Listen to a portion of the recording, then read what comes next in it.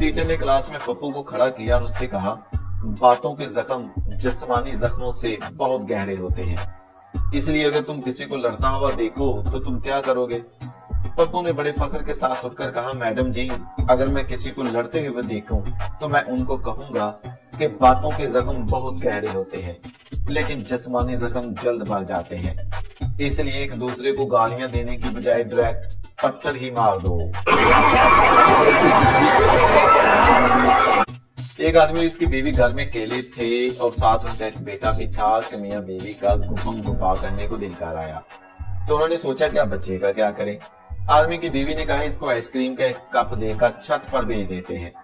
शोहर ने कहा, लेकिन वो आइसक्रीम जल्दी खत्म करके नीचे आ जाएगा। चल हम हाथ सोचने के बाद बीवी ने कहा, मेरे पास इसका एक हल है।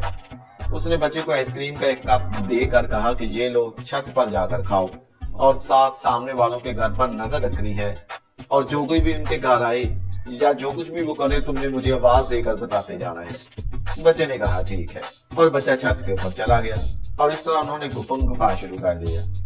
थोड़ी देर के बाद बच्चे ने बुलंद आवाज से कहा, मम्मी, सामने वाली शाहद को उसके पापा ने नई खेलने के लिए कार ला कर दी है और वो उसके साथ खेल रहा है।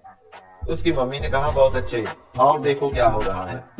फिर लड़का जोर से चिल्लाया और उसने कहा, मम्मी, सामने वाले अंकल अपने घर में लगे पौधों को पानी दे रहे हैं। फिर उसकी मम्मी ने आवाज दी, शाबाश, और देखो क्या क्या हो रहा है। थोड़ी देर के बाद फिर लड़का चिल्लाया और उसने कहा, मम्मी, अब सामने वाले अंकल और आंटी गुपन गुपा कर रहे हैं।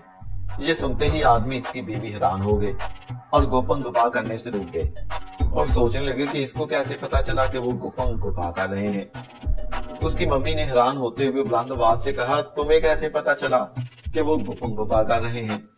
बच्चे ने जवाब दिया, क्योंकि मम्मी, अब जाहिद भी छत पर आइसक्रीम का कप खाने के लिए लेकर आ गया है। एक आदमी जब शाम को काम से घर आया तो उसकी बीवी ने देखा कि उसका मुंह सूजा हुआ है और हाथ पांव पर फटे लगी हुई है और एक आंख भी सूजी हुई है। बीवी देखकर रोने लगी और उसने कहा, क्या हुआ? आदमी ने कहा, एक औरत मोटरसाइकिल पर जा रही थी कि उसने आकर मुझ में टक्कर मार दी और चली गई। उसकी बीवी ने रोते हुए आगे से कहा, क्या तुमने उसका नंबर नोट किया? आदमी ने कहा, नहीं, क्योंकि वो बहुत ज्यादा तेज थी इसलिए नंबर नहीं देख पाया, लेकिन वो थी गोरी चिट्टी, मोटी मोटी उसकी आंखें थी, उसने काले रंग का सूट पहना हुआ था और लाल चूड़ियां भी पहनी हुई थी और उसने गहरे रंग की लिपस्टिक लगाई हुई थी और उसके बिल्कुल नाक के करीब एक तिल भी था। बस ये सुनना था कि उसकी बीवी ने उसकी दूसरी आंख भी सुझा दी। एक दोस्त ने अपने दूसरे दोस्त से पूछा, यार तुम्हारे हमसाए अंधे के तो पूरे 10 बच्चे हैं, लेकिन तुम्हारे सिर्फ 2 बच्चे हैं, ऐसा क्यों है?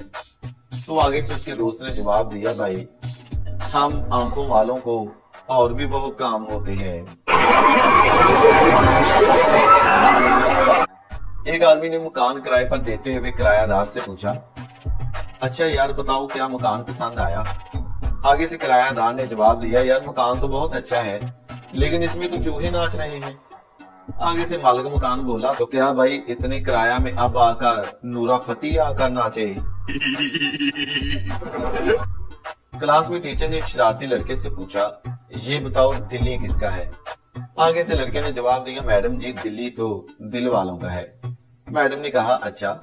आगे से लड़के ने कहा, मैडम जी, मेरे भी ज़हन में एक सवाल घूम रहा है, ये दिल्ली तो दिल वालों का है, लेकिन आप मुझे ये बताएं कि लंदन किसका है? ये सुनते ही मैडम गुस्से से बोली, कल तुम अपने मम्मी पापा को साथ लेके आना और अपना स्कूल छोड़ने का सर्टिफिकेट ले जाना।